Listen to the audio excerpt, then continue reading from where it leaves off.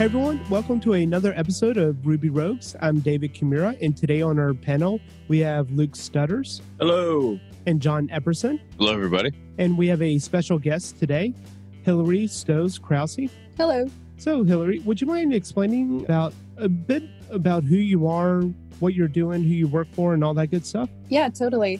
I work in Madison, Wisconsin. I'm co-owner and full-stack software developer at a Rails mobile and web custom software consulting company. So we use Ruby and Rails as our primary stack. Obviously, for mobile, we're using Kotlin Swift. And we work with all kinds of different clients, but I think some of our favorite clients to work with are either startups who need that first initial iteration for their tech component, and then organizations and companies that have some kind of social good aspect to the work that they're doing. Sweet. Awesome. Leveling up is important. I spend at least an hour every day learning ways I can improve my business or take a break and listen to a good book. If you're looking to level up, I recommend you start out with the 12-week year as a system to plan out where you want to end up and how to get the results you want. You can get it free by going to audibletrial.com/code. That's audibletrial.com/code. And today we had you on to give us would you mind giving us a recap about your talk, Why We Worry About All the Wrong Things? Yeah, so this was a talk that I first became interested in, this idea of why does it seem like we're afraid of things that are relatively safe? And so it first started when I was on a plane, and I'm one of those people who just has never experienced any kind of anxiety with flights. It's just not something that has ever bothered me. You know, I fly a lot for conferences and things, and it's pretty routine.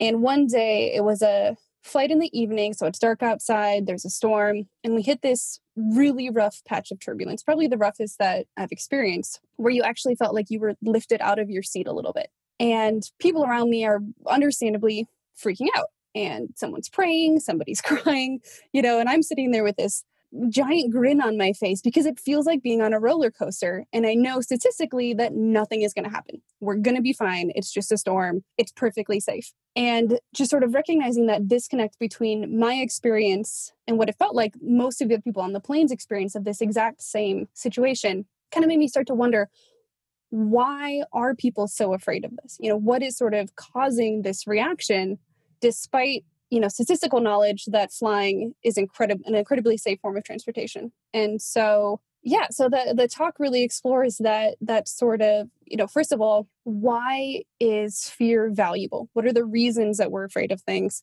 How is fear created? What's the process in our bodies and in our brains for having an experience of fear? And then what are the downsides to how this outmoded process of fear and decision-making affects our everyday lives? And what are things we can do to sort of acknowledge this and kind of change our behavior or the way that we think to minimize the impact that it has on our lives and how we analyze risk, how we make decisions, all that kind of thing. So it's really fascinating, especially for someone who, doesn't have a neuroscience background. I learned a lot while doing research for this talk, and I've had really great conversations with people about their own experiences with anxiety and fear and how they've sort of dealt with that. I would definitely be one of the people praying. Let's be fair. I'm not typically nervous on flights, but I totally understand that, I get it. I can connect because I know the stats and I'm not particularly afraid of flying. I do it every time. But yeah, when that turbulence hits and you drop, a few feet, I'm just oh crap, hopefully I make it. Right. So, yeah. The one time I get nervous on flights, and I don't know that I'd really call it nervous because I feel like having the knowledge sort of, at least for me, it actually takes away some of the anxiety because I'm well, if this happens, it happens. And that's just how it is. But I read about a longitudinal study they did of plane crashes. I believe in the US, it might have been global. This is a while ago. And they found that there was a statistically significant correlation between flights that had some kind of issue and the number of no-shows and late cancellations. And so they weren't trying to say, oh, one of these causes the other. They were like, look, we just analyzed all this data and we found that this is true and that it's above the margin of error. And so whenever I'm on a flight that has very few people on, a lot of people are excited, oh, I can stretch out, I can take all 3 seats, I don't have to sit next to the snoring person. And I'm like, oh, I missed the cosmic message. I shouldn't have gotten on the plane. Everyone else realized something I didn't. Well, this might be it. So that's the one time that, and again, that's almost an opposite reaction, right? Like other people think that this is a good thing, that the plane is sort of underbooked. And I have the opposite where I'm just sort of like, well, this could go anyway.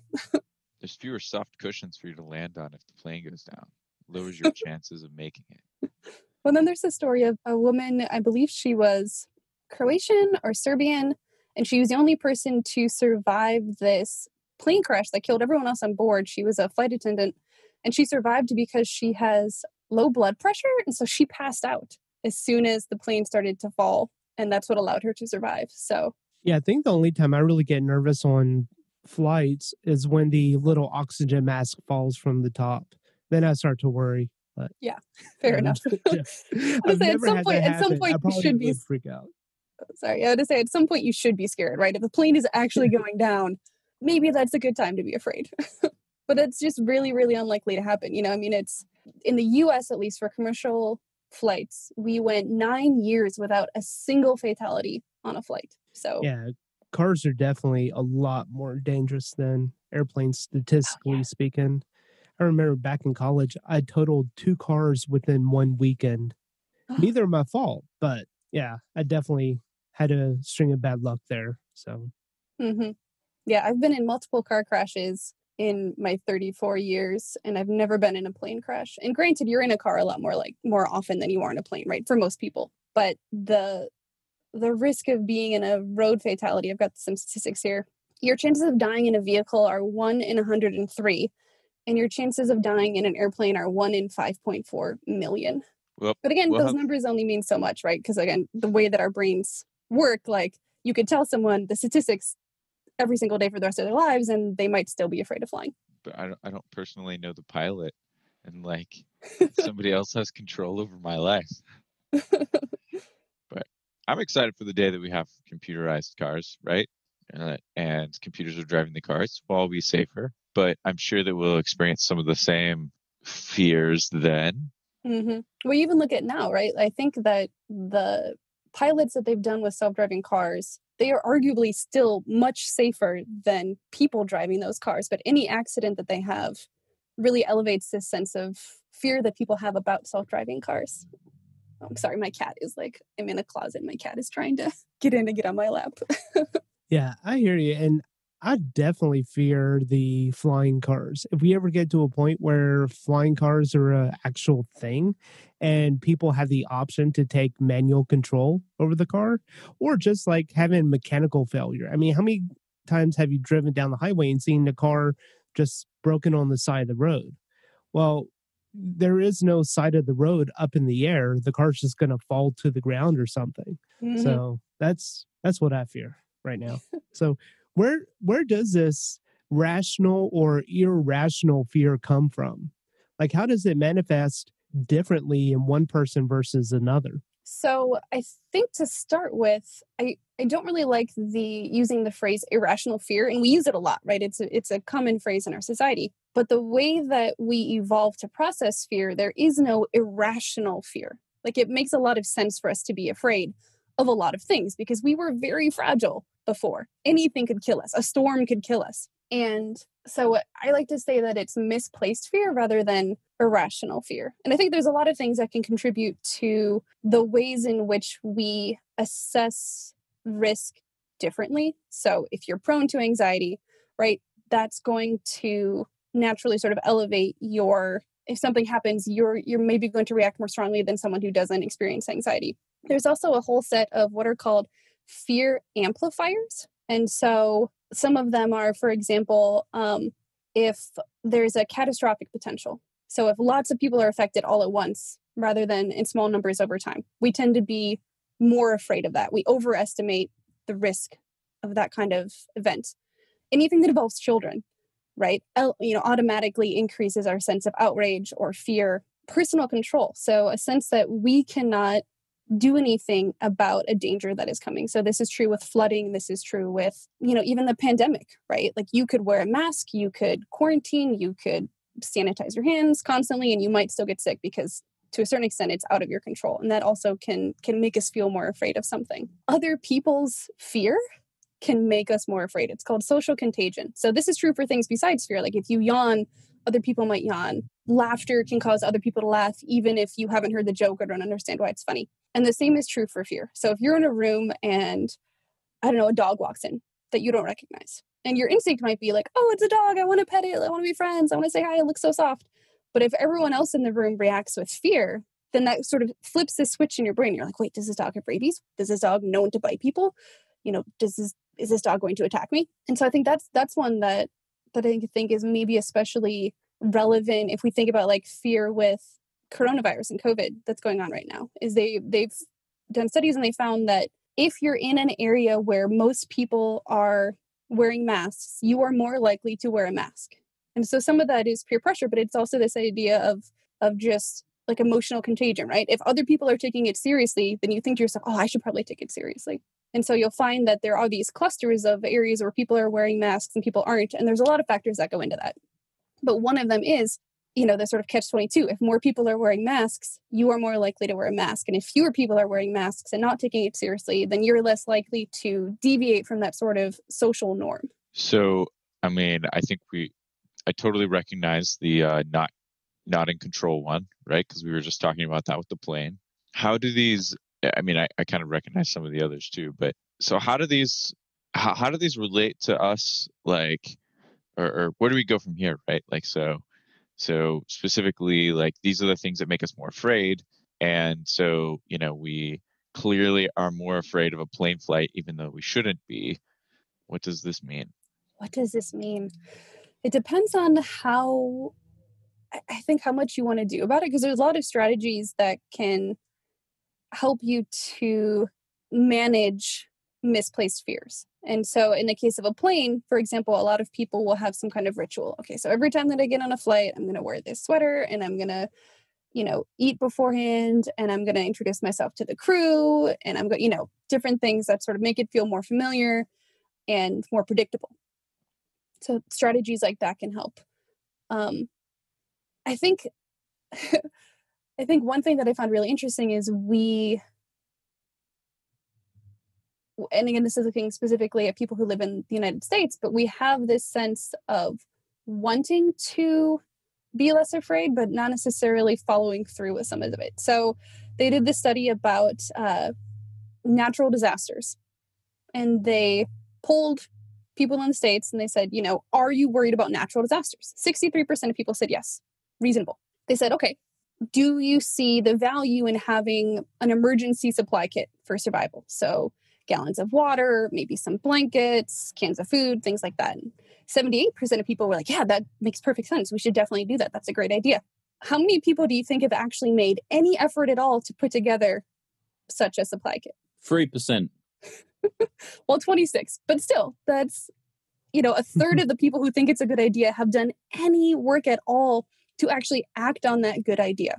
And so honestly, being prepared is one of the biggest things that we can do. And kind of going along with that, owning what we do and don't know. And so there's a great quote. One of the books that I read when I was researching for this talk was Thinking in Bets, Making Smarter Decisions When You Don't Have All the Facts. And it was written by a woman who's a professional gambler who I think also has a PhD in neuroscience. And she talks about how we really judge ourselves based on the outcome of decisions that we make. And we could have all of the facts. We could make arguably the best decision. Everyone could look at what we knew and the decision we made and say, yes, that was a good decision. That was the right thing to do. And it might still turn out really awful because we have a really hard time accepting the role that luck plays in our lives. And so for me, that kind of means giving myself grace when I make a decision and it doesn't turn out the way that I expected. And also trying to be more deliberately aware that there are things that I don't know and can't know, and that's okay. And to just try to accept those limitations and accept what I do know and use that to make the best decision I can. I think too, the one thing with flights that makes it really hard for people is, yes, I know the facts, but I still feel all this anxiety. Like, why doesn't my brain understand that I'm going to be okay? And I think a large part of that is because fear for humans is first and foremost an emotional reaction. So if we look at the way that we process fear in our brains, it starts in our amygdala, which is where we process emotions. The first place that we start to make a decision is in our amygdala. And so what now? What? yeah. So this is where, so the amygdala, it processes emotions. It starts to, it does like the beginnings of the physical preparation. So release of stress hormone. This is a physical part of the brain. This is a physical part of the brain. Yeah. It's a little section. I think it's in the back, so this is why. So, okay. So we start in the amygdala, then we move to the hippocampus, which is where we store memories. And this is how we contextualize something that we're afraid of. So dog, we see a dog, our brain says, okay, when have we seen this kind of thing before and what happened? And then finally it gets to our prefrontal cortex, which is responsible for complex cognitive behavior and decision-making. So we have 2 steps that happen before we actually get to the part of our brain that makes decisions.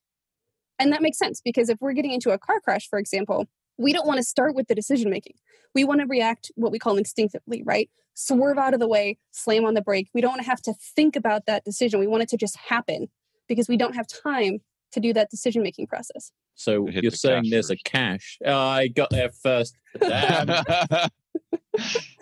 Yeah, there really is. And it can be really hard to overwrite that cache. So think about if you have been in a car crash before. Like I one time was T-boned by a truck that just drove out into the road in front of me, skipped the stop sign. For several years after that accident, if there was a car even remotely resembling the kind of truck that hit me, that was on the same side of the street at a stop sign, like driving up to the stop sign as I was going by, I got sweaty palms. I had that adrenaline rush. My heart rate increased because before I could make the decision, what we call like the rational decision that, yeah, that car is clearly slowing down. They're not going to hit me. My brain had accessed those memories of when I was hit and was preparing me for that to happen again. And so again, these are good things in the aggregate. This is what kept us alive. This is what continues to keep us alive. And if we went straight to the prefrontal cortex for all of our decisions, we would never get anything done, right? I mean, just think about when you wake up in the morning, there are so many decisions that you make. And if we had to think about each one in what we call the deliberative mind, we would never get anything done. And so the reflexive mind, which is sort of that instinct part that like kicks in right away at the beginning, is really useful. The difference is that I think for me, like the fears that we experience now are so different than the fears that we experienced when all of these systems were evolving and being built. And so, random blue pickup truck is very unlikely to hit me, but cheetah is probably always going to attack me. And so that connection is still there, even though it's not really as relevant in today's world. So this isn't necessarily a bad thing. This is just the way we're wired up in the first place. Yes, exactly. Because our dangers used to be a lot more tangible, right? Like if you see a wolf, you should run. I'm getting a kind of weird feeling. We've got mixed feelings on the way the brain works. I mean, on the one hand, we're justifying it. Mm-hmm. But on the other hand, I get a feel like you're kind of saying that you want to control it. Well, and that's the hard part because you do, right? A lot of, when I was first researching this talk and I was like, oh, did you know this? And explaining to people and they're like, well, why can't I just decide to skip that reflexive part? Why can't I just go straight to the prefrontal cortex? And that's just not really how it works. Also, again, you don't want to have to decide when to do the reflexive because if you have to make that decision, it's probably too late in the situations where you actually need to react instinctively. So it's about, and I think this is, in my research, this is true for a lot of folks who've experienced trauma, who have these very strange, we talk about being triggered, right? Me seeing that pickup is me being triggered by this past accident that I was in. And so it's not trying to fight the emotion because that's not really going to get you anywhere, right? That emotional process has to happen, but it's recognizing it, embracing it, compartmentalizing it, contextualizing it, and then moving on. So instead of having it sort of persist throughout your whole day and you're constantly fighting this sense of stress, the sweaty palms, the heart rate, let it kind of work itself through, acknowledge what it is, and then say, okay, I understand why this happened. However, this car is not a threat.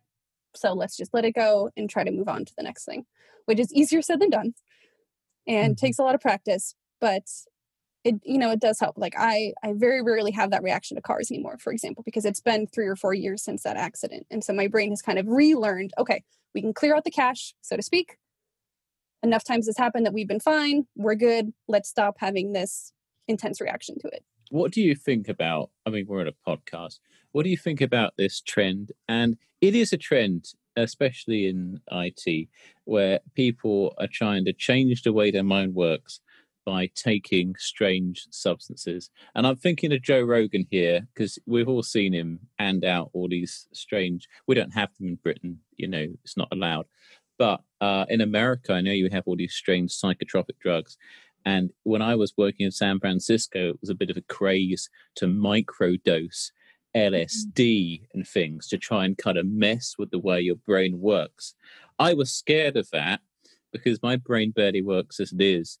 And I need my brain to code, and it don't work too well now. So who knows what's going to happen after a bit of the old orange sunshine. So what is your opinion on the definite trend in the IT industry to take strange substances? I do not know a lot about how LSD, for example, interacts with your brain, but most medication, most drugs, again, broadly speaking, the effects are temporary.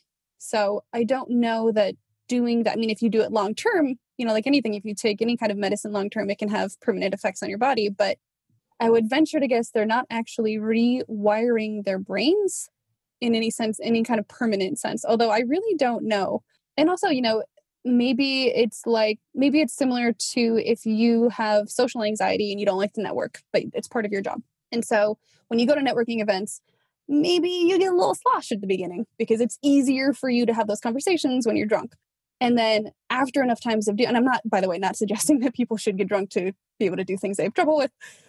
But if that's a coping mechanism for you and you go to enough of these events, eventually you will sort of develop those. It'll become easier, right? And you won't need the sort of like booze shield because you'll be practicing having these conversations, talking to new people. You'll see that it's maybe not as bad as you thought it was. And so then you won't need it anymore. So I don't know if that's their thought is like, I'm going to microdose and, do these new things and learn this one new way of doing stuff. And then eventually I won't even need it. Maybe they just want an excuse to do LSD. I don't know. Well, I thought it was really interesting because people talk a lot about, people and a wider society changing our perspective. And quite a lot of times then it is helpful. I can think of lots of situations where I've started thinking about something differently and it's made an enormous difference, but mainly to my, to my GitHub commits, not so much to my personal life. But having a new idea, having a new perspective can make a big difference. So if I'm not going to do it using the Joe Rogan approach, the kind of strange psychotropic, how else can I get a different approach on fear? Oh wait, I'm not supposed to say it's a great question, although it is a good question. All right.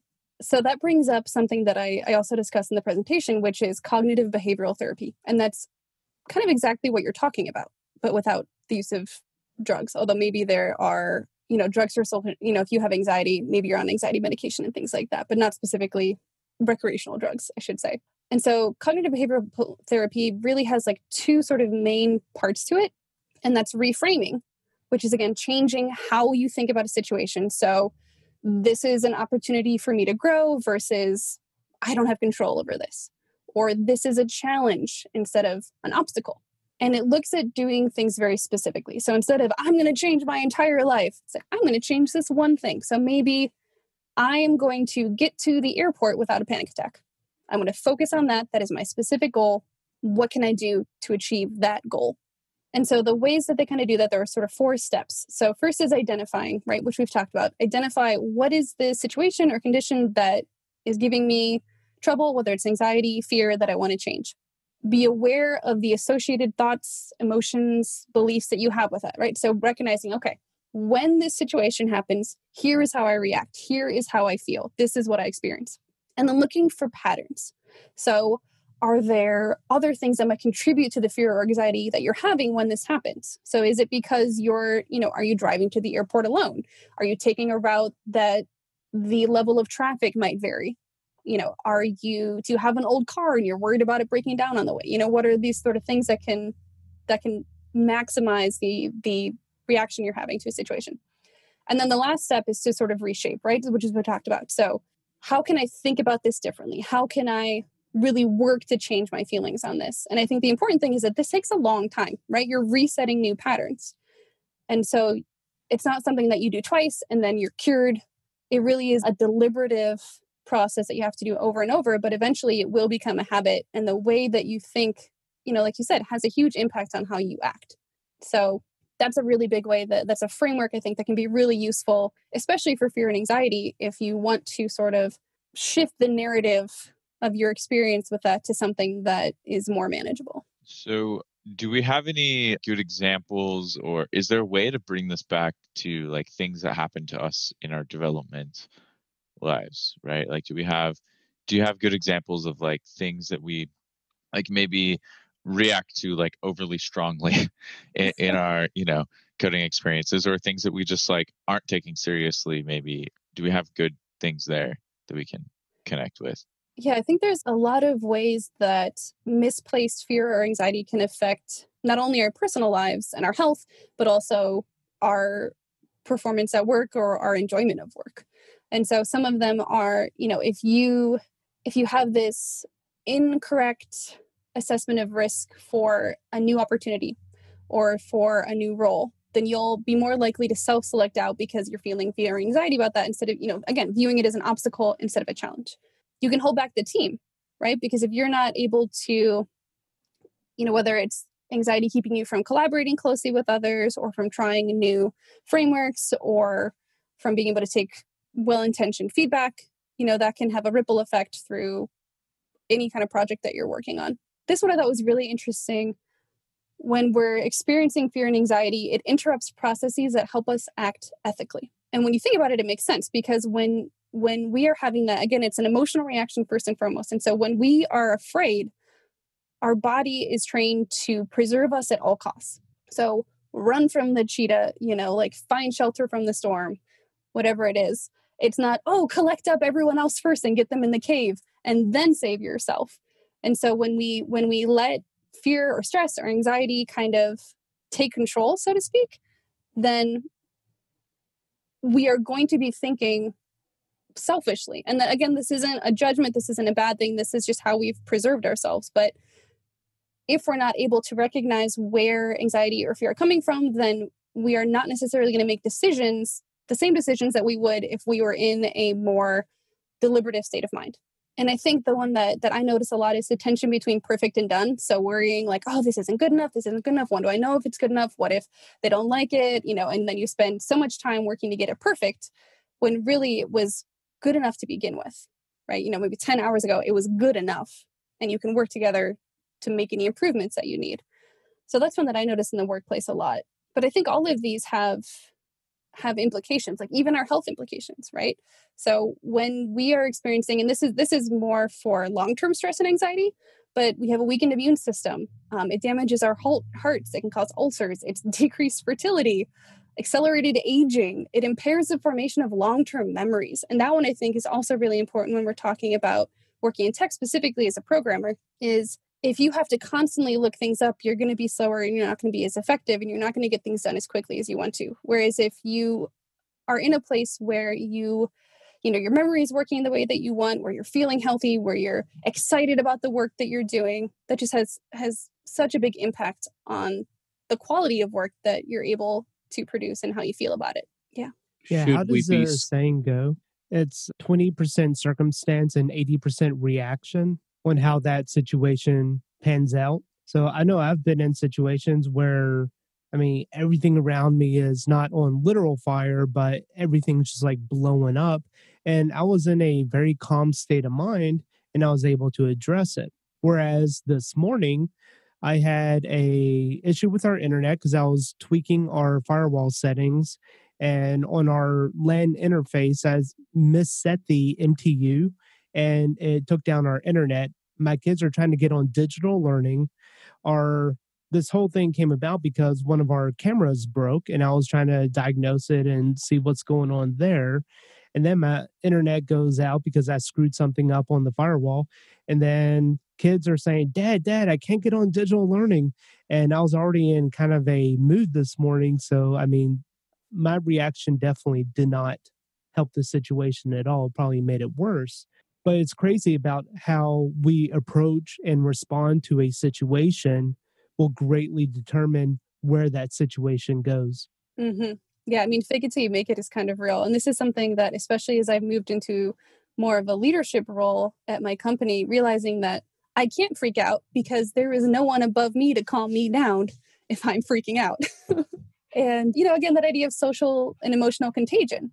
So if everyone on my staff is freaking out because, one of our big clients discovered a bug on production that we missed in the last development cycle or something. If I react in hey, let's triage this, can you do this? Can you do that? I'll reach out to the client, we'll take care of it. Let's clear schedules for the afternoon, whatever the case is. And everyone else kind of takes those cues and is like, oh, okay, maybe this isn't as big a deal. Or it is, but we've got a plan. We'll figure it out. All right, let's get some work done. So yeah, the way that we react to things, even if inside I'm like, oh my God, if outwardly I'm projecting calm, not only does that help the team around me, but then again, in that sort of cyclical nature, them being calmer then makes me feel calmer. And we sort of are helping each other in that situation without even realizing it necessarily. Hey folks, this is Charles Max Wood, and I just launched my book, The Max Coder's Guide to Finding Your Dream Developer Job. It's up on Amazon. We self-published it. I would love your support. If you want to go check it out, you can find it there. The Max Coder's Guide to Finding Your Dream Developer Job. Have a good one. Max out. We didn't mention kids when we mentioned all those amplifiers, but they're definitely an amplifier for whatever reason. Oh my God, yes. I've never been more stressed than losing a 5-year-old at Disney World.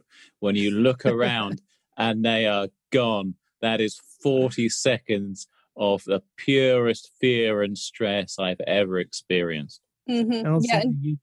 It gets worse when you have more kids. Come up with this thing, kind of a joke. It's, why do kids have so much energy? And the answer is because they suck the life out of their parents. Oh, that's dark.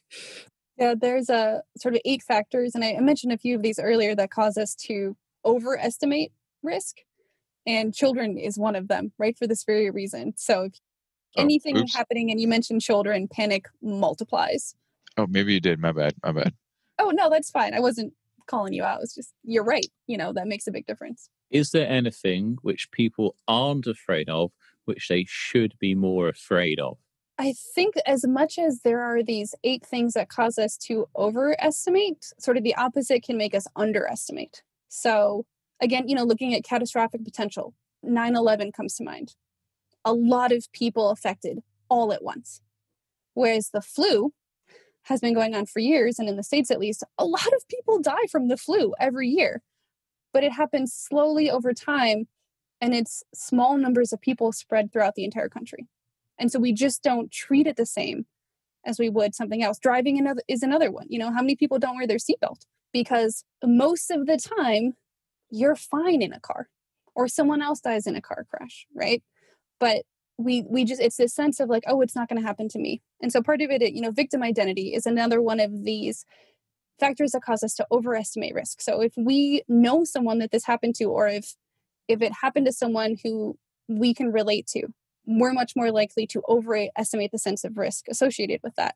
On the flip side, if it's not happening to us, if no one we know is getting COVID, if everyone getting COVID is older and I'm 20, then I'm not going to take that as seriously. Well, I think also, like you said, it's the desensitization that we have because, COVID, it's going to be gone in April when it gets warm. It's going to be all gone. Well, no, it's still here. And it's been here for many more months. And I think people are just sick of it. They just, some people just want to get back to their daily normal lives. Yeah, sure, they'll wear a mask when they go out, but the number of cases that we have now greatly exceeds the number of cases that we had back in March, but people are more relaxed about it now. Not because it's become any less dangerous, but because I believe that people are just becoming desensitized to it. They're just kind of over it. Yeah, well, and that's another one of those overestimation risk factors is familiarity, but not in the sense that we are familiar with it, in the sense that it's not common knowledge.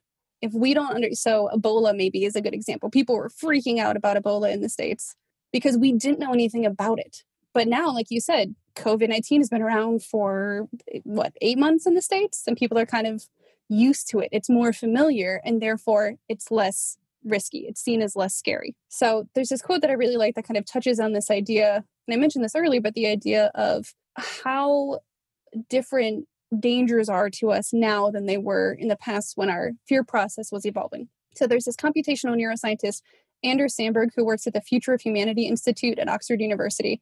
And he says the problem is that modern dangers, like climate change, are incredibly abstract. It's not even clear to us that there's any benefit to being scared.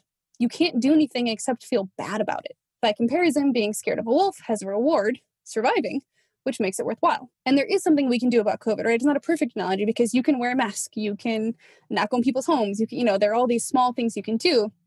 But again, there's no one all solution. It's not like run away from the wolf, cool. It's not get a vaccine and you're great. It's like, we'll do these small things over and over a long period of time, and maybe if you're lucky, you won't get it. And so to a lot of people, I think that doesn't trigger our fear system because we're used to immediate and concrete dangers. That's what our bodies were built for, is immediate concrete dangers. And so these abstract, over time, complicated dangers are just hard for us to process the same without being intentional about it. Yeah, I haven't heard of any real stories where COVID has kicked in someone's fight or flight instinct. Right. Unless if you like cough in someone's general direction at the grocery store, then they may take you out. But in general, yeah. We had quite a couple of very high profile incidents in the UK when the lockdown first happened and the whole country ran out of toilet rolls and alcohol and other essentials. And there were actually quite a few very well publicized public disorder events in supermarkets, people fighting over the last roll of toilet paper, people getting panicked because someone else got too close. So I would say in the UK, we have had some people who are, in retrospect, look very overreacted because of COVID. So I think it cuts both ways. But I saw that Donald Trump got it and he was fine. And he came out and said he was all right. And then he did a little dance as well, I noticed the other day.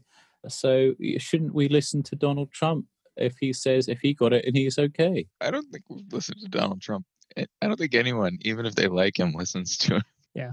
So anyways, what else should we talk about?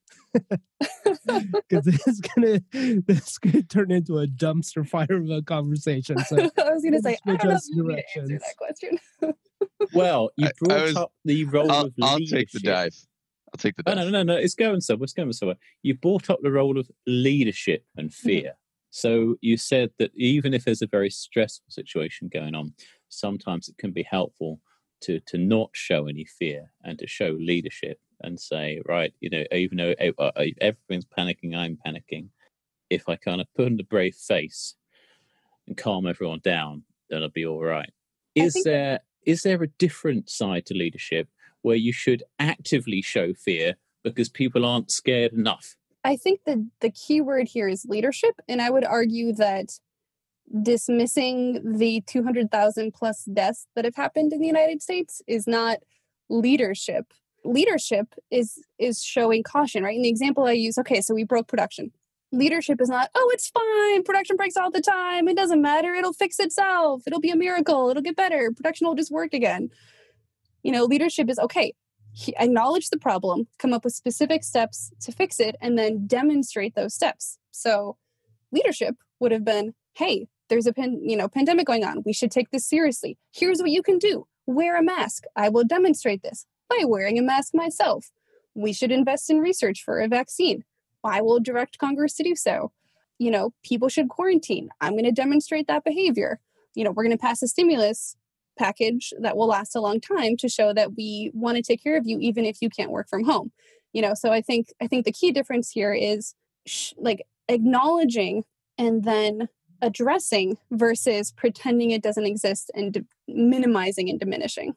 Yeah, I mean, I think the sort of thing that I think about all the time is like, do you like the leader that like leads from behind, right? Or do you like the leader that like, is, you know, rushing forward, like, and is at the front. And obviously we know that statistically speaking, you should be behind. If you're a leader, you're going to survive a lot better. But romantically speaking, like the kind of thing that we desire to follow, right, is the person that's out in front, right? And the person that's willing to get their head chopped off. And I guess, yeah, the person making the plan, right? Even the thing is that leadership has like nothing to do with the role that you play, right? Like, you can, this is why we like tell people that you can display leadership even when you're not in a position of authority, right?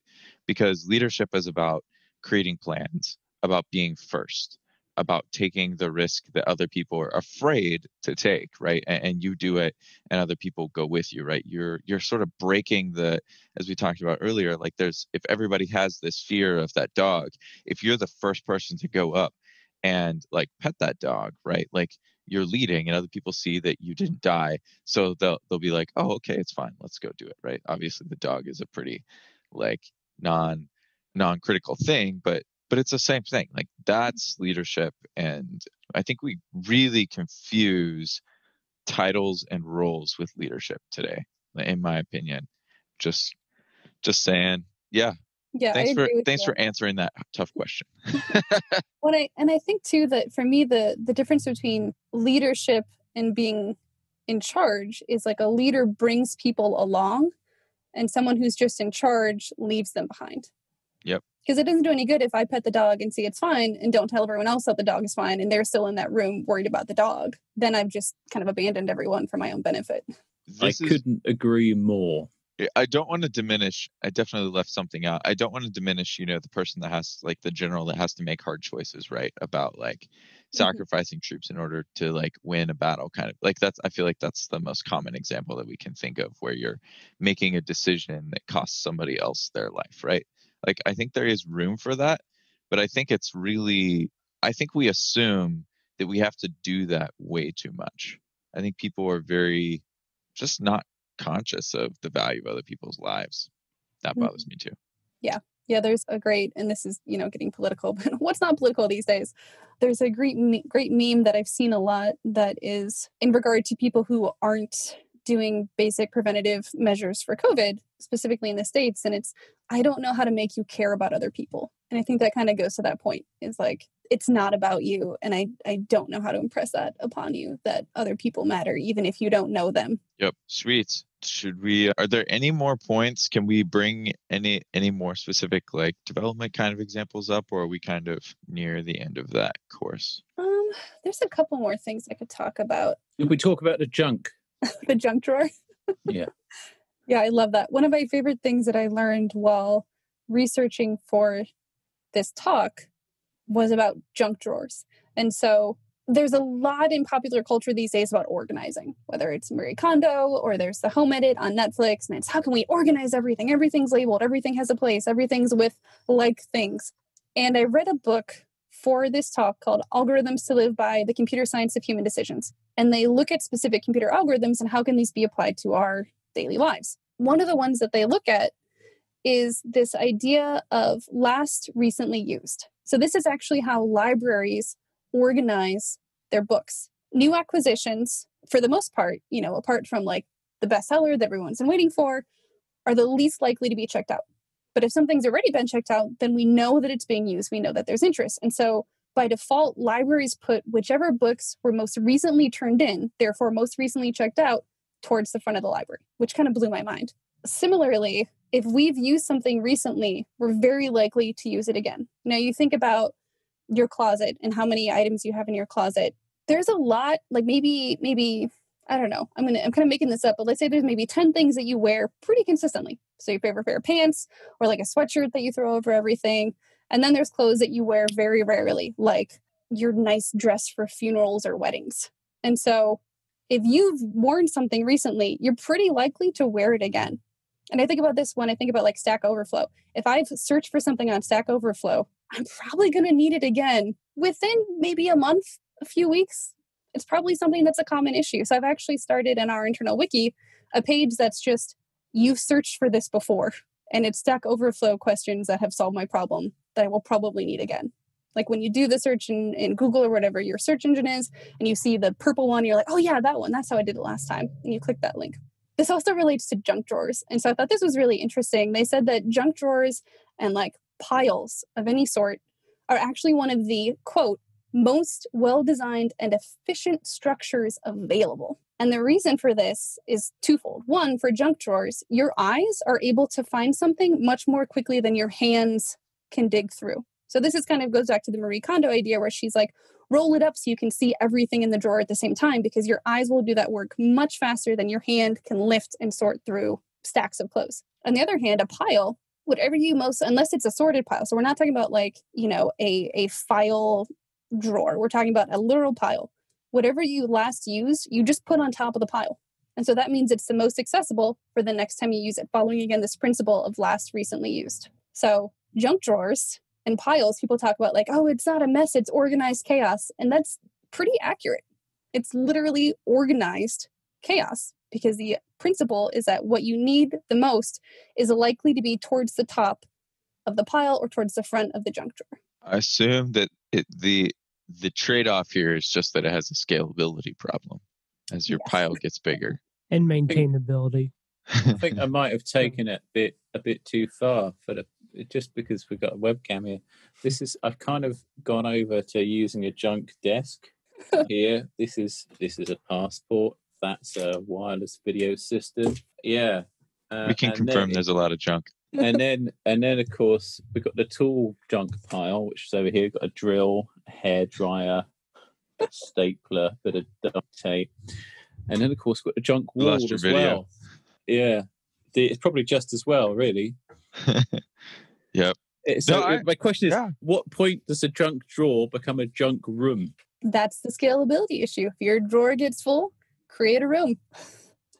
Yeah. I mean, I would definitely say that, like, I think there's a lot of things, right, that have clear value at a small scale, and it's not really clear when they stop having value because of scale or some other issue.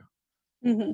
Yeah, I think that's where it becomes a matter of what, if you find yourself wanting to create a bin for like hair products, that's probably a good idea, right? That instinct is probably one you should follow. Like, until it becomes a problem, keep doing it the way you're doing it. And that's actually another algorithm that they talk about, which is called win, stay, lose, shift. So choose an option seemingly at random and just keep doing it until it doesn't work anymore. Win, stay, lose, shift. Yep. So if you keep winning, stay where you are. If you're losing, shift to a different strategy. And they found that this idea of like picking a random, process or system, whatever it is, and just going with it actually performs reliably better than chance. So sometimes the best decision you can make is just to make a decision and know you can change it later, right? Which is the whole idea behind like agile iterative development. It's like, well, let's pick something based on what we know now, keep doing it until it doesn't work and we have more information. We can change it later.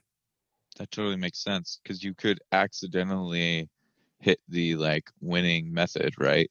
And then never shift away from it. And so, you never end up with all those random losses, right? Mm-hmm. So that's why you always play the same lottery numbers, right?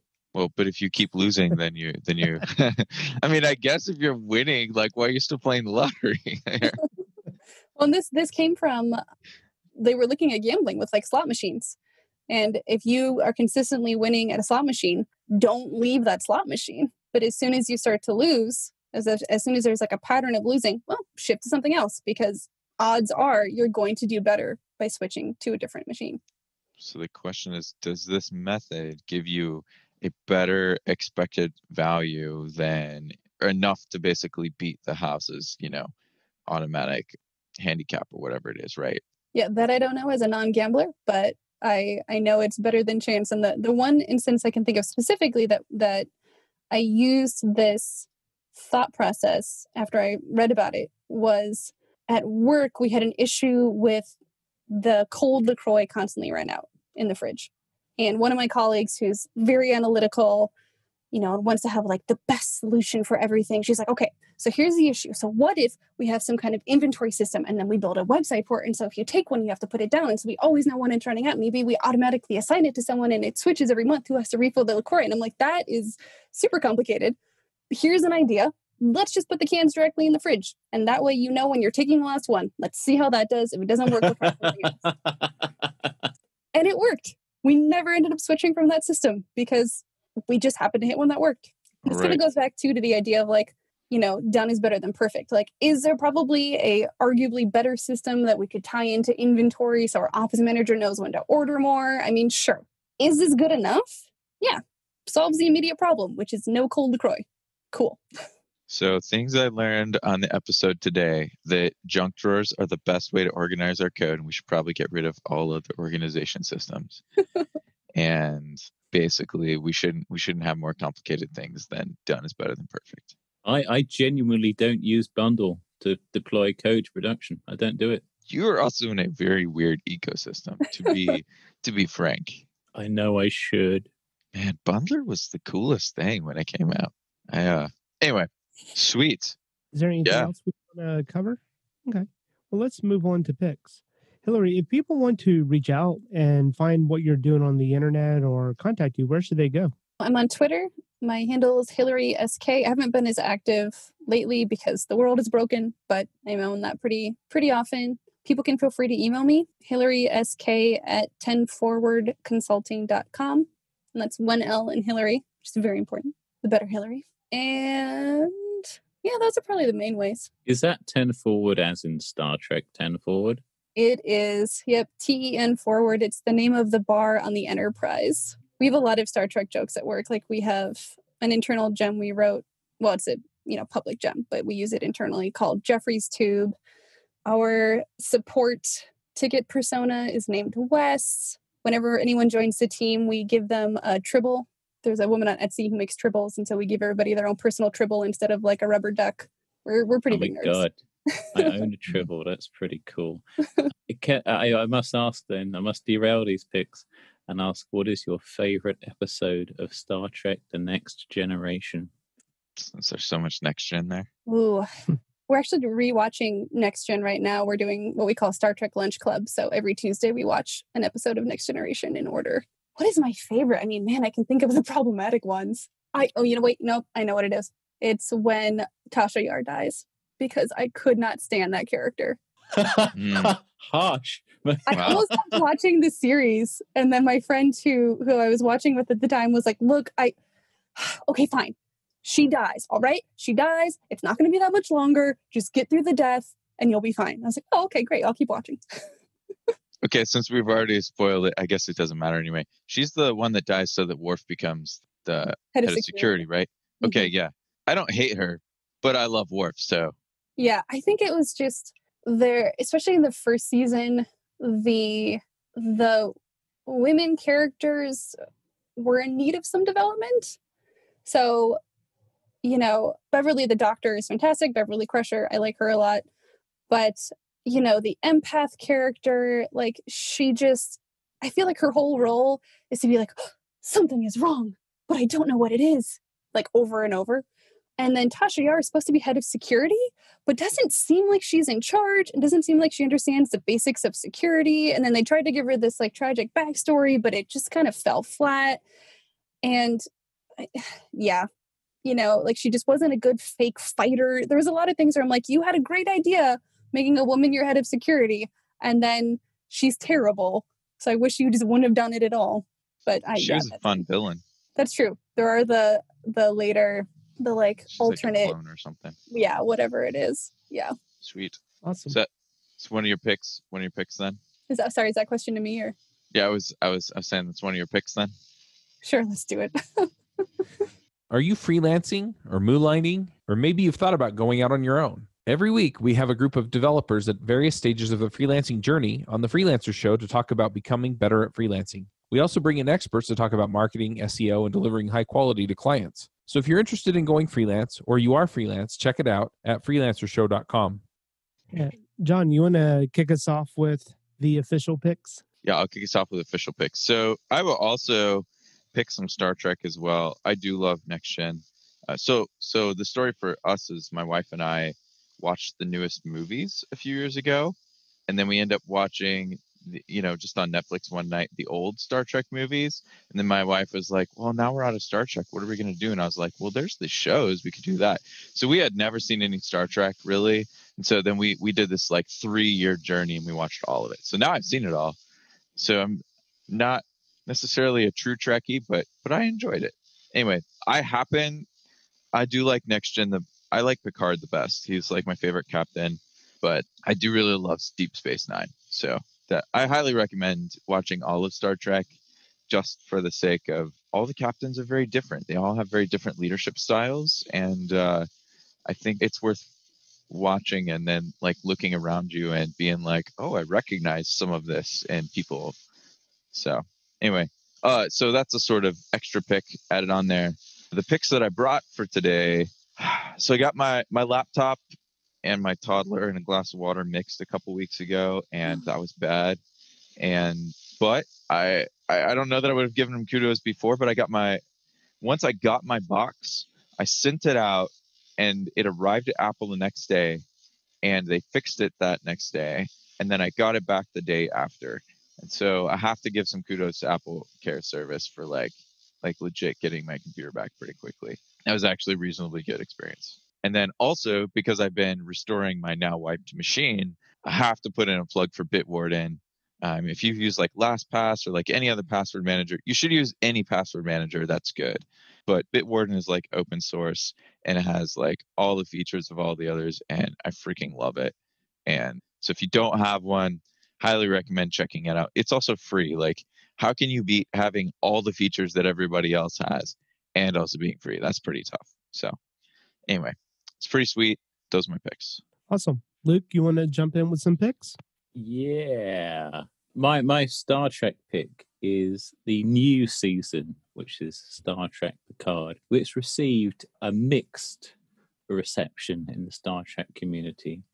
And I really like that series, and I'm going to stand by it because it stayed very true to the original Gene Roddenberry vision of Star Trek as kind of using fiction, using fantasy, using science fiction as a medium to say something about the world and the here and now and the way the world could be.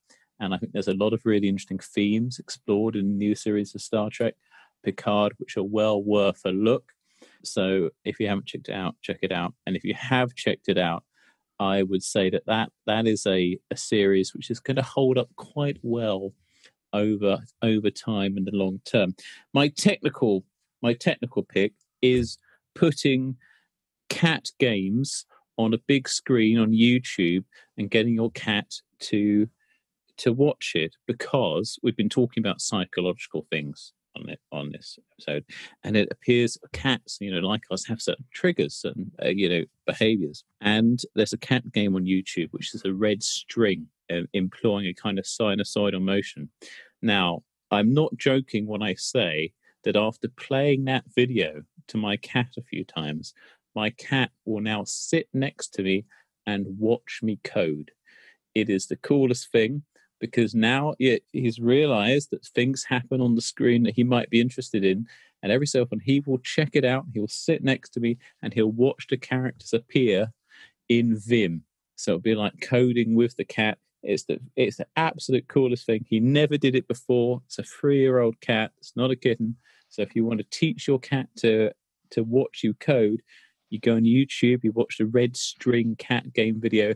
They go crazy for it, and they'll even start watching other stuff. I mean, he was watching Amazon Prime the other night, and Jeff Bezos can barely get anyone to watch that. So there we go. Cat games on YouTube is my pick. Awesome. Thank you. That's kind of amazing. So I'll jump in with a couple of picks. My first pick is something called Homebridge. So if you have any of the Google Nest products, whether you're on subscription or not with them, it doesn't work with the iOS HomeKit or with Apple HomeKit, but this is a self-hosted bridge that you can run on your own local network that would then allow you to use your Nest thermostat, your Nest cameras with the Apple HomeKit. So it's pretty cool. I've been playing around with that. My second pick is Rails Store. teespring.com. It is a site that I just launched, which goes over to a Teespring account where you can pick up Drift and Ruby apparel and also Ruby on Rails apparel.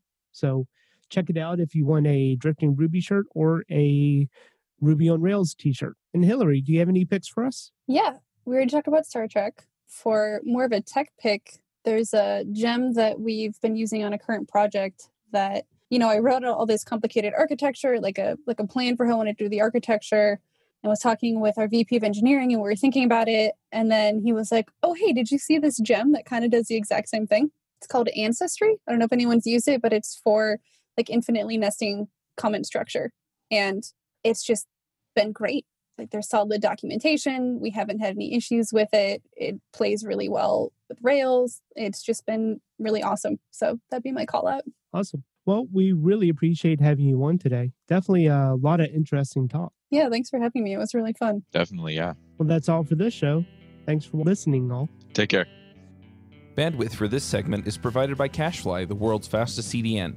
Deliver your content fast with CacheFly. Visit CACHEFLY.com to learn more.